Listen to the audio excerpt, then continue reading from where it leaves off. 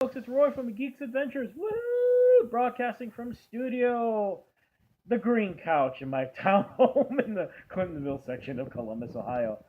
I keep getting that bear in the frame. Hi, Panda! No, I haven't named it Poe yet. Anyway, so when you do these things, I'm still, boy, am I a rookie at doing these things, obviously. Um, it's funny to see what things get lots of hits. Movie reviews, stuff like that. Yeah. One of the things I notice is the immediate news, of course, like all of a sudden this thing popped up on the net, and those things get a lot of hits. Some other things I thought people would like, not so much. Case in point, Mighty Orbots. I figured, okay, I'm gonna do this little homage thing, almost exactly a year ago, well, a little more than a year ago. April 10th, 2017, is the date on the vlog episode. I'm sorry, I should put numbers or something on these, but hey, remember, I'm a rookie. I'm lucky I got the camera pointed right. Um, I did my own little homage of the miniatures I've done over the years for them. And I figured, whatever. There's 235 views on that thing, which I know compared to some of the big dogs in this thing ain't much. But for me, I'm like, holy cow, that many fans? Dang cool! Yay! So guess what? After guess what finally come out? The joy of DVDs and everything is that all of a sudden all these companies finally go, looking for a cash in on this junk. Case in point, all 13 episodes of Mighty Orbots. Hey, more episodes of Firefly. So, yeah. Oh man, I'm gonna get so much hate from Firefly fans. But anyway, and a very short-lived series. Go see the episode. You hear me ramble about what happened to it. Mwah, mwah, mwah, mwah, mwah. So fans like me, we found other means of watching episodes. Um, Praying that the audio. Actually, you know what? The audio is always okay. It's the video that ranges anywhere from, wow, that was a really VHS copy you got this from, to, are you sure this is Mighty Orbots?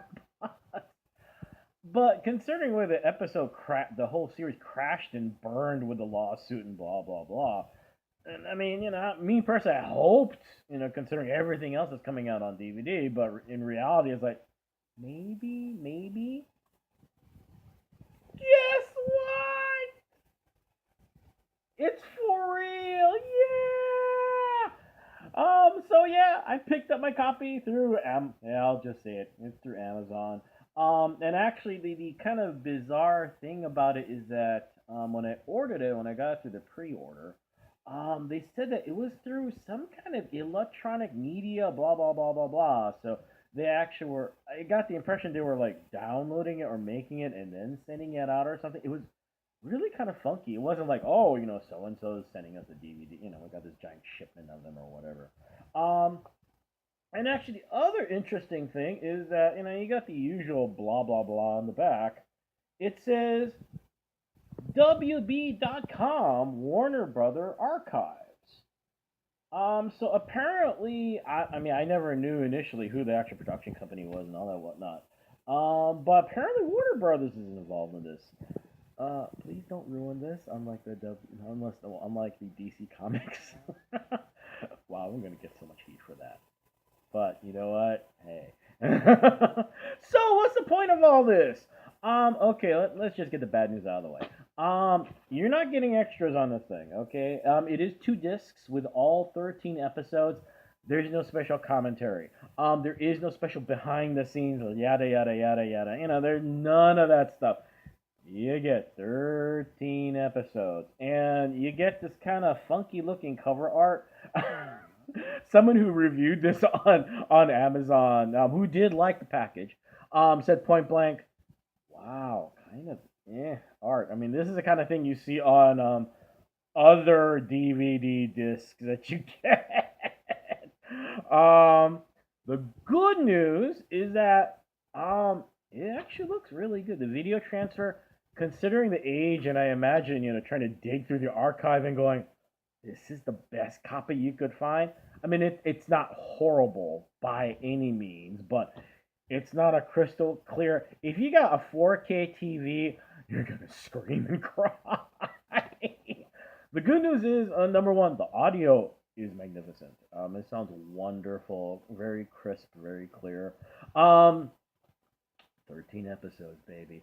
And the good news is that for a lot of us who are desperate for any kind of content, for a little while, they had, like, was it 4 episodes, I believe, on VHS. Magnetic Monster. Let's see, the Magnetic Monster, the first one, Wish World, Dremlocks, and the Stellar Queen, I think, were the 4 episodes that they released on VHS. I think something like that.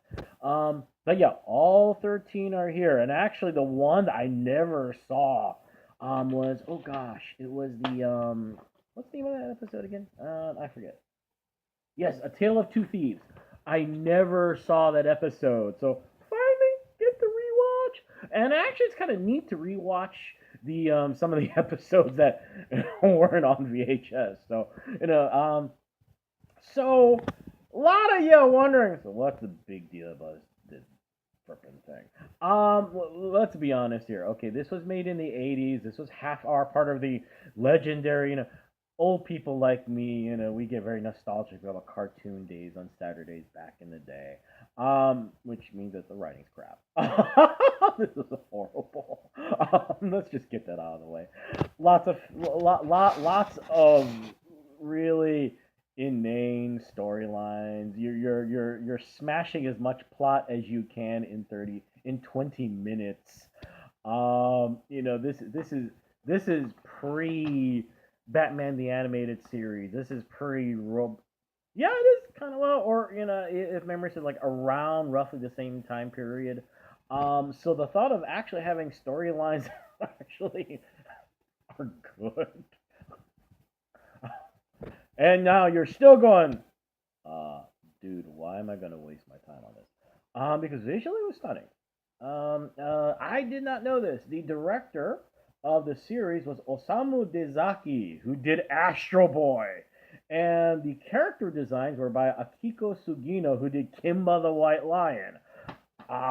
Visually, it was before its time, by leaps and bounds. I mean, you're talking.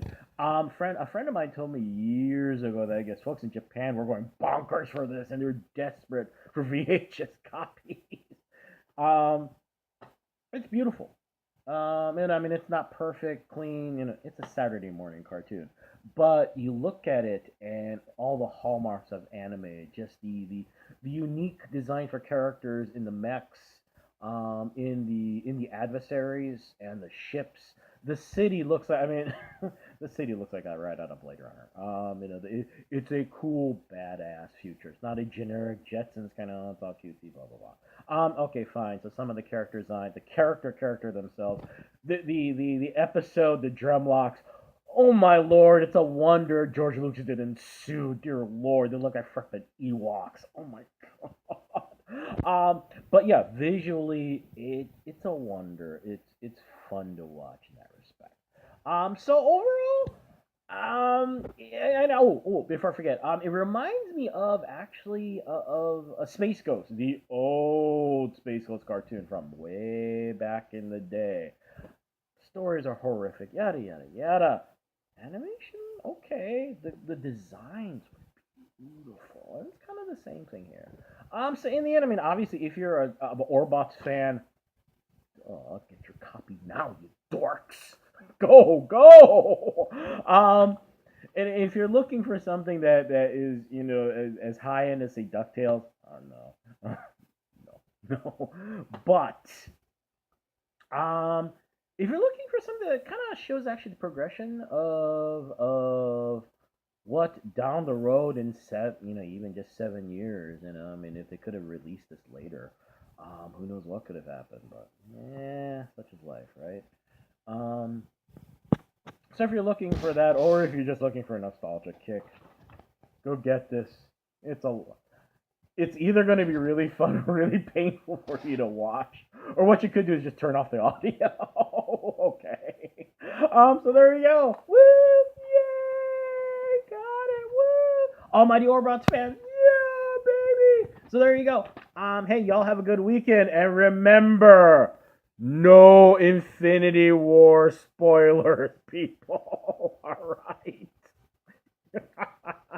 Remember, Thanos said so. More importantly, Kevin Feige said so. All right. So hey, y'all take care. May the force be with you, especially if you're trying to get tickets now. May the odds be in your favor, especially if you're trying to get really good tickets for a nighttime showing. And as always, most importantly, let's be good to each other. Okay, peeps. Later, folks. Bye.